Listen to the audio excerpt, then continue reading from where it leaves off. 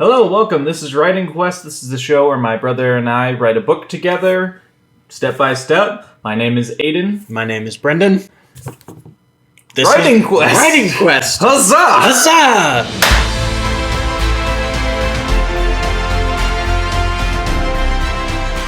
The clap. I did put a blooper at the end of the last one. Did you really? It was hilarious. I gotta watch it. You gotta watch it. It's bad. I mean, it's good, but it's bad. All right. We're back. So, Writing Quest. We're going to do a little different format this time around. As you can see, we've changed up the set. It's going to keep evolving, as it were. So, what are you reading right now? Currently, I am reading... I am reading The Lord of the Rings. Ooh, classic. Of course. Classic. Oh wait, no, I gotta get it all focused up there. There it is, all focused up. Boom. I am a horrible person, and I have never read the books all the way through. So, yikes. Well, you were the right age for the movies. Like, when the movies came out, you were 4. young. Yeah. So, like, you grew up just with movies available. Yeah. I remember watching Fellowship of the Ring for the first time by hiding behind the couch while y'all watched it. Scary movie. And, I was terrified as a child. And Mom was like, why are you having nightmares? So, biggest, like, differences, what have you noticed between book and the movie? Obviously, there's a lot. This has been rehashed thousands of times, but... Oh, there's so many differences. What I like about it more... So, the depth of the movies are through the visuals, which as it should be, and the depth of this is through the history. And I think that they go through that a lot more. I thought I would hate all of the added things and all the whatever, or the new things that I didn't know about, like Tom Bombadil and stuff. I loved it. Thought it was great. Except for the fact that Tom Bombadil is, like, completely pointless. He's completely pointless, but he's cool. He's fun because, like, just imagining Tolkien writing it. Right. Like, if I were writing something, I would totally just like, oh, I like the story of this, so I'm going to make it fit in my world. Put it in, and then... Has a little bit of a plot point. Be done with it. Yeah, just have some fun. Yeah. So, I'm liking it a lot. Currently, I am in the latter half of The Two Towers. Nice. And I did not realize that the first half of it is all Aragorn, Legolas, and Gimli, and Merry and Pippin, and then the second half is Frodo and Sam. Yeah, they, like, mix them for the movie. I always like to think of, like... So a lot of people like to say that the movies are, like, such a faithful representation, and I'm like, not really. I mean, there's a lot of things that they cut out, because clearly they can't make it. Oh, yeah, it would be... But I would say they did... what they did was they did an amazing job of distilling it to its the actual story, the essence of the story. They did a great job. And where they nailed it was the details in, like, costuming and sets and they did it justice. Yeah. I like watching the making of because Peter Jackson is amazing and he did exactly what we're doing right now with Writing Quest, but he did it for a movie and we're doing it for our book. He talks about how everyone on the crew, everyone in the design staff, everything, they all just had copies of The Lord of the Rings lying around. Just everyone was reading it. Got research, as you should. Cool. What are you reading? I'm currently, I'm kind of reading two things. I'm reading Aragon, not Aragorn, Aragon. That one I'm reading for myself. And then we're also reading Harry Potter for my daughter. So we're reading that, which has been fun. We're in the third book. We're doing the illustrated versions. So fun. They're fun, but they don't have, like... They only have up to 4 out, so we got to get to 5. And the 5th one's coming out later this year, right? Yes, October. And then it'll be like 4 more years before the other 2 are out. Yeah. The artist, apparently it was a lot of work. So the artist was like, I need 2 years a book now. He was doing it like once a year, but... so we're doing that, which is great. And then, but I'm in Aragon, which I really like, and I've only read once before. I'd only ever read that once before. I don't know why I never went back to it. Because I really like it. I just never did, I guess. Yeah. But I can tell, like in Christopher Paolini's writing, like he wrote it when he was 15 or whatever. So like that first book, you can just tell that he was younger. Yeah. But I can now, like, once you get to Eldest, which I remember when I read Eldest, that's when I really liked the story. Mm-hmm. And so, I'm excited to read through it again. I really don't remember the third and fourth books at all. I basically have no idea what happens. It's like kind of rereading them for the first time. That's nice. So, Brazinger, third book, it gets really slow when he's running across the landscape.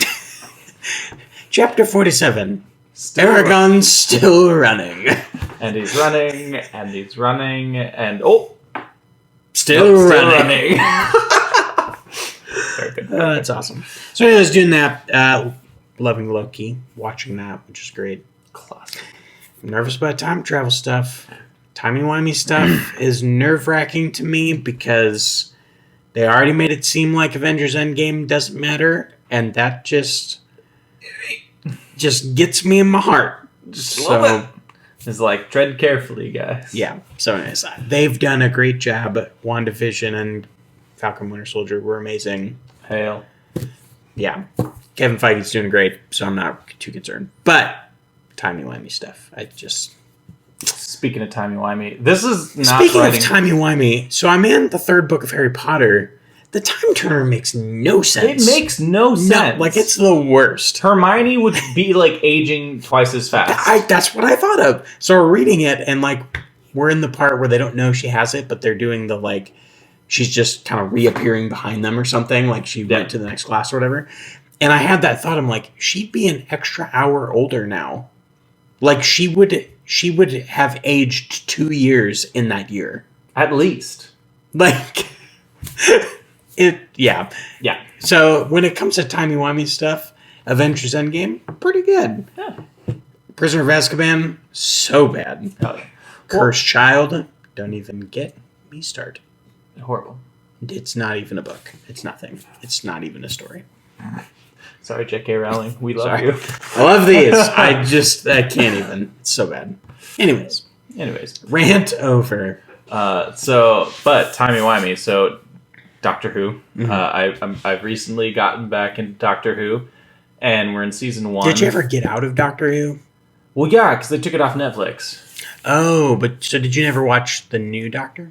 So Jodie Whittaker, I saw her first season because I bought it, and then I don't know what happened. I just it blipped off of my brain, and they have another season out after that. Is she still the Doctor? She's currently still the Doctor that I know of. I haven't finished the second season yet. So, with her in it, anyway. Yeah. Okay, I know this is not what the show is about, but we got to talk about this now because it's on my brain. Okay. So, I don't like her as the Doctor. Whoa. Hot take. Here's why. And it has nothing to do with her being a woman. Not at all. Honestly, I kind of like it. But she has no... Like the relationships between her and her companions aren't familial. Right. Like, they're not... Like, in the past, it's been... Or romantic. So, like, with Rose and Christopher Eccleston, it was kind of like a weird romantic thing they were doing. And David Tennant. Rose with the Doctor and all that stuff. But then it would be like, with Amy, with Matt Smith. So there's basically like no connection between her and the companions. It's more like they're just all friends and they hang out together. Right. But with the other ones, it's like Amy with Matt Smith, he was her older brother, father, and grandfather figure, all rolled into one. Yeah. / weirdly romantic.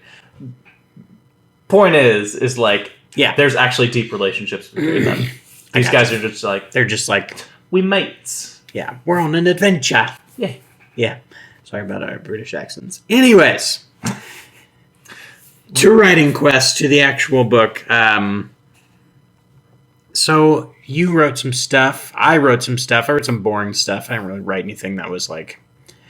So, in the last episode, Aiden had kind of written the end of Chapter 2. Is what we decided to call it. And... totally just blew that up. And then I started that scene. I just gave it a kind of a generic. I thought through like at chapter 1. This is what I would have done if we rewrote it from her perspective. So it ends with her gonna go on the quest. Her being Ro. Ro's gonna go do the task that Ogorath and Guyan want her to do. Yeah, thanks for giving that to me, by the way. What? The task. Well, they gotta go find. That's what the whole like council meeting is for. They gotta go find the thing or whatever it is. That's what I passed off to you. Apparently, you've written something that is different. I guess. Surprise. But we have a lot of things to talk about. But should I read that first? Because I had some really crazy story ideas from the last time we... Yes. Also, I have some big picture ideas. Okay. So, let me pull up the story here. Oh, you're going to read it on your phone? Yep. Let me pull it up. It wasn't a lot. Like, it was just a couple paragraphs. I'm trying to set up a little bit more of her personal motivation right now, because we've talked about her motivation later in the book. Oh, you didn't write very much. No. Okay. So I'd written this part. You can check it out on Wattpad, by the way. Do that. Okay, so last thing I wrote was Agorath had been clear. Stay on the path. Watch for wolf tracks. They'd lost only a few villagers from wolf packs since they had arrived, but the worst event was the loss of the entire hunting party. That was the end of mine. Yes, but you also wrote before that too. Yeah. I wrote some other stuff, but I'm not gonna get into it. Aiden writes, Ro had not been allowed to go on what people were calling the Great Expedition. Upon volunteering to join, Agorath had pulled her aside to tell her all of the reasons she should stay, namely her mom and younger siblings. But Guyan stepped in and convinced this and slightly challenged Agorath that, should Ro prove herself worthy, she could join the adventure. That's what brought her here to the forest. Her task was to find the site of the hunting party attack and search for an item, a bow that was left behind. The Magi had few weapons left from the old home without any way of making new ones to the caliber they used to have. So every weapon was treated with respect given their rarity.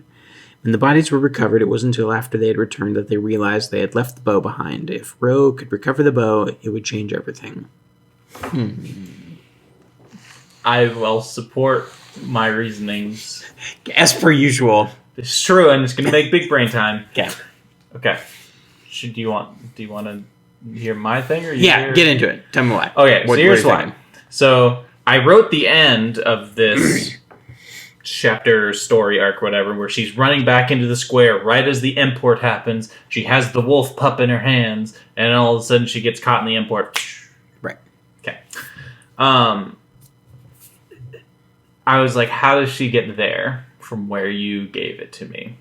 And I was thinking to myself, well, she's not going on the Great Expedition because when she was running through the town square, they were also there as well. Guyan and Agorath were. So clearly the Great Expedition hadn't started yet. So I was like... So she needs a different reason to go into the forest. Exactly.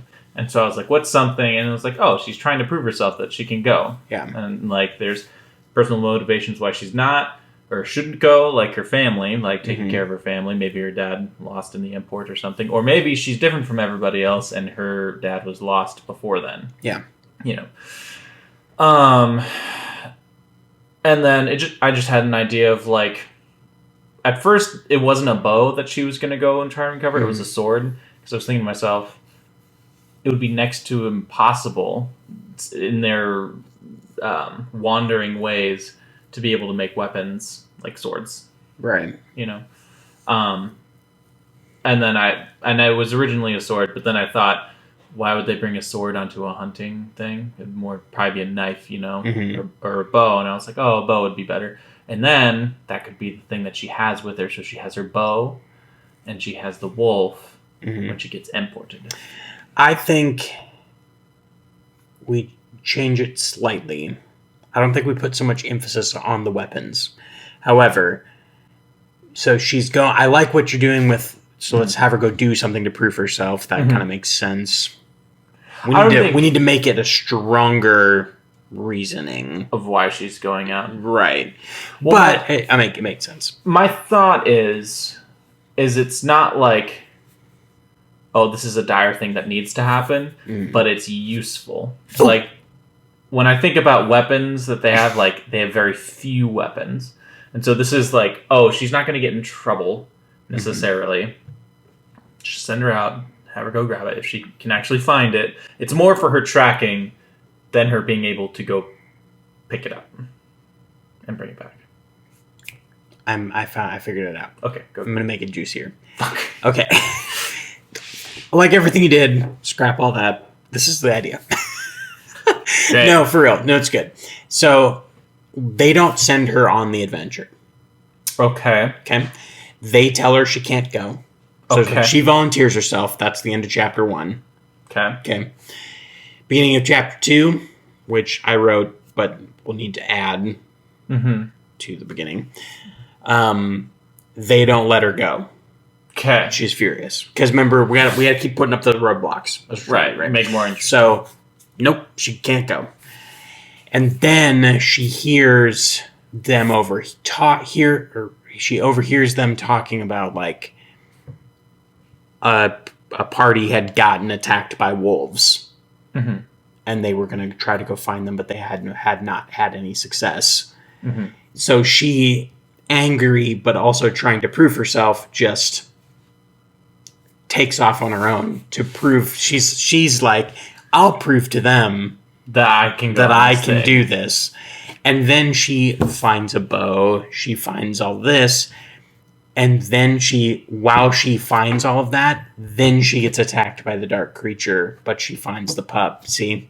Gotcha. I think that makes it more interesting. I think that does make it more interesting, which is good. We need to do that. Always. So I think that'll work. That'll work really. But so I like where you went. Cool. So we need to take what I wrote and what you wrote and kind of scrap it because it's not going to work. We should probably plan these things out. No, it's good though, because so my thing is like this calm. She's setting off on her adventure, but it's not that anymore. No. So all my stuff's got to go. Your stuff is short, so the idea is there, so we can scrap that and start from the beginning. Yeah. With, okay, now she's being told no.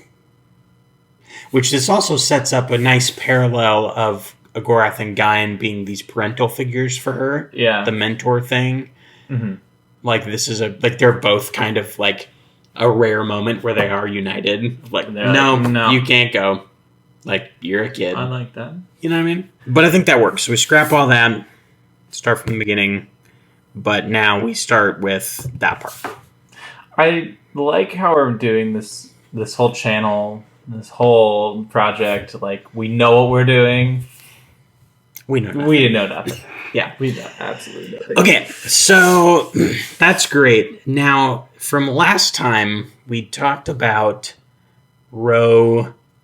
So Ro's going to go. So you wrote the part where she gets teleported, right? Yeah. So as I was editing that video, I was like, it's like the back of my brain was like working on story ideas. Anyways, and I had a brain baby, Aiden.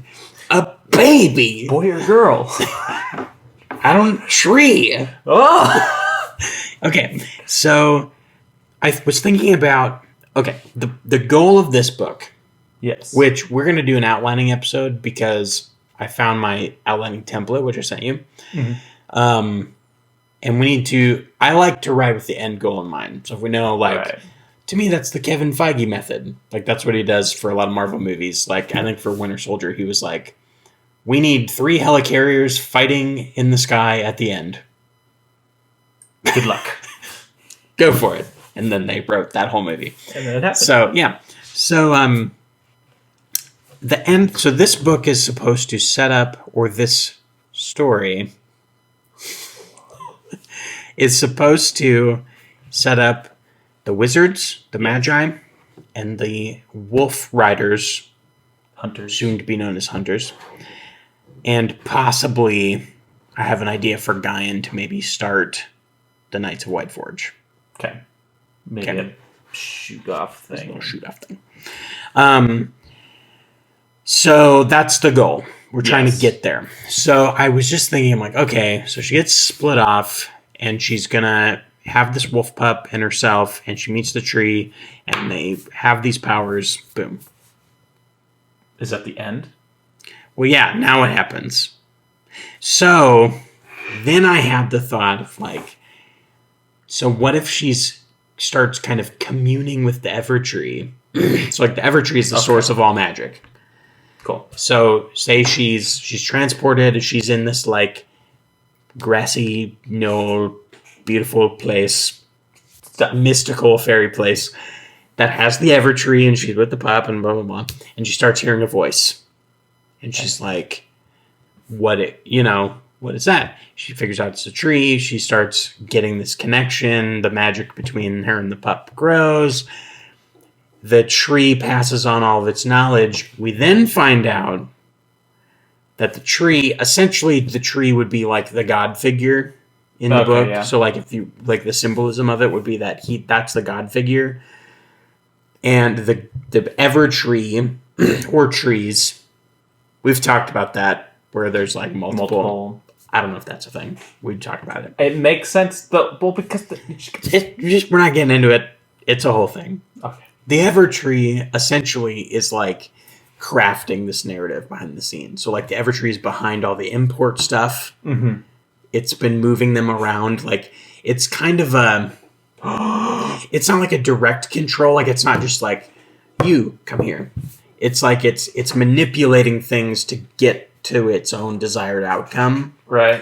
And so then they commune with the Evertree. But by the end of the book, so she learns the ways of the wolf riders from the tree. So this is your origin of magic thing. Mm-hmm. Like she's learning that, and then by the time the book ends, she's gained all this knowledge, or the story ends. She's gained all this knowledge, and then the tree goes silent. And it never speaks again. So now she's prompted to pass on her knowledge, and that starts the Wolf Riders. I like it. Ah? What's the middle part? What makes her being at the tree exciting? What do you mean? I'm like, what's the driving excitement of the thing? Is she trying to stop a thing? Well, so then remember we talked about like the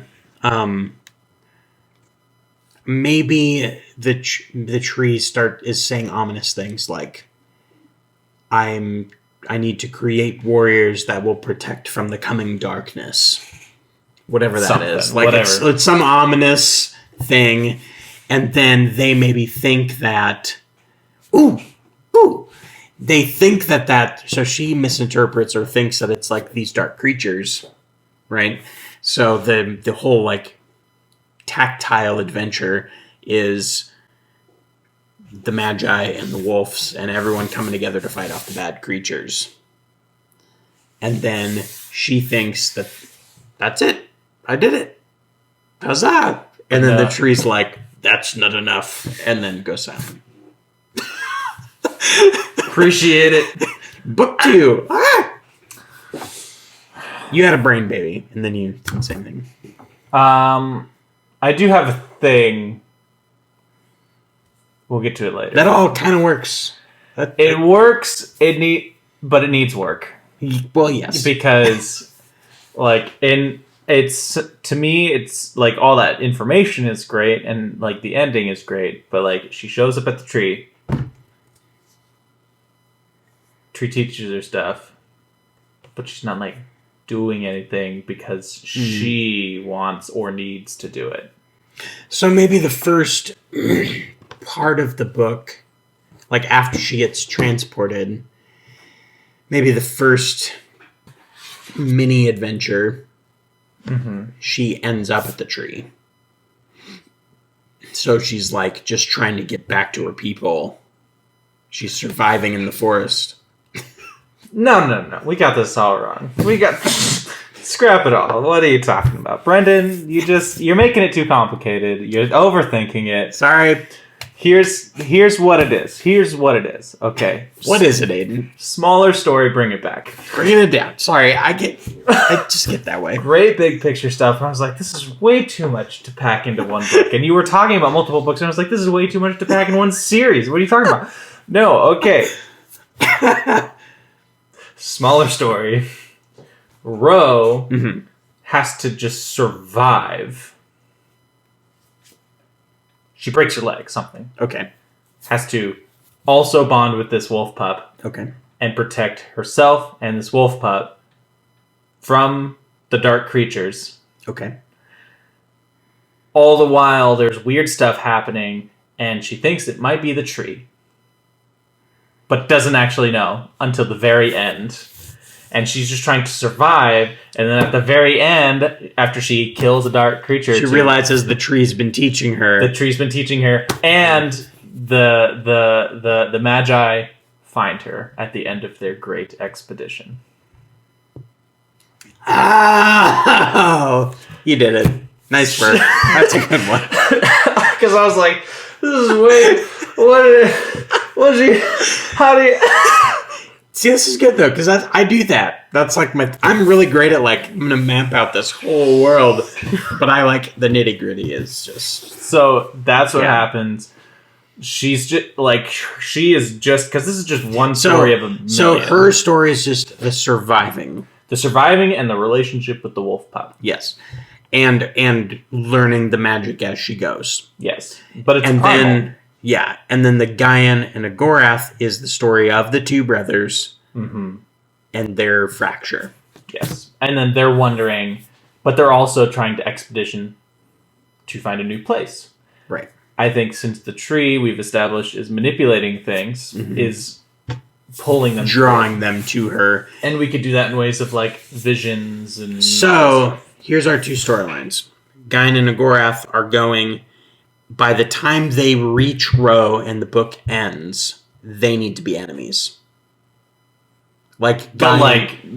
Just decided, we're enemies. Yeah, like that whole expedition needs to go really bad for them, so that when they get to her, Gaian says, "All right, we found her," and then he just... Or what if they just think it in their heads? What? What? Well, no, think about it like this. What if at the end of the book, everything is happy, joyous, they found the tree, they found Ro, it all worked out, yay. But the reader knows, the oncoming storm is Agorath and Gaian are going to split up and start fighting. Well, or maybe it's a softer split where... They do feud, but then Gaian just kind of goes, at the end, he realizes, this life is not for me, my family is dead, blah, blah, blah, so I'm gonna go, I'm kind of, I need to leave. He's kind of I need to find my own adventure, or something. I was thinking more along the lines of Gaian was going to, the end of it is, they got through everything, but then he decides, I'm going to stage a coup, and Agorath is going down. Or, he through the whole journey, learns to distrust magic. And so that's the split of, Agorath starts the Magi, Ro is magic, and she starts Wolf Riders, and Gaian's I don't trust any of this craziness. You guys are insane. He goes off, starts the Knights of Whiteforge, who I've thought about. I've never really worked it into a story, but I've always kind of guessed, assumed they had a magic kind of standoffishness. Maybe that's kind of where that comes from. I don't know. I would dig that. It could go a lot of ways. Through 2,000 years of history, they're both on the right side. Yeah. But essentially, the goal is they need to be fractured in some way by the end. Yeah. Which is a little overshadowed by, we made it, you survived, Woo. Yeah. I just thought of how we need to keep this organized in our brains. We need a separate document next to the writing thing, and we need to write out the plot points and then just order them, right? So we need to just have like they split, and then if it happens before then. So the next episode we should do our outlining episode with our template. Let's do that. Do that. So next time, make sure that you tune in for Writing Quest so you can see how we actually outline all of this. Yes. And make a little bit more sense of this. Yeah. Because I definitely think all of our previous episodes, like, this has changed so much. I think it's coming into focus, but a lot of things we've talked about are, like, completely no longer valid. Yeah. So I think next episode, let's do some organizing. We'll go from there. What I'd love to do, actually, which I would think would bring everything into full focus, is we should just write a synopsis of everything. So forget the flowery language, forget all the emotions and stuff, unless like we need to actually plot, make note of them, and we write the whole book summary of like 10 pages. Yeah. And then I think that would be the way to go. And then we just expand it. So. Well, yeah, I think that's great. Yeah. This has been Writing Quest. We are excited about it. I'm really liking where we're going with it. Personally, it's starting to come alive, and it's starting to be a little bit. And the motivations I'm are starting learning from the story. Yeah, and I think my favorite thing is like I struggle. You know this. I struggle making sure my character motivations matter. Yeah, like why are they doing what they're doing? Like I always have a reason. But you can generally poke a hole like, no. And be like, why is she doing this? Yeah. Well, because this. I wouldn't do that. Remember very early on when you're like, why are they the bad guy? And I'm like, because they're the bad guy. And you're like, that doesn't work. I'm like, I know, but yeah. or man, it's like, well, why is your main character important? Well, I don't want him to be the chosen one. Okay, so why are they important? Because they're the main character, Aiden. It's like, okay, they don't have a stake in anything. Yes, it's terrible. Anyways, this has been Writing Quest. We have had lots of fun, and subscribe. We'll see you next time. Huzzah! Huzzah!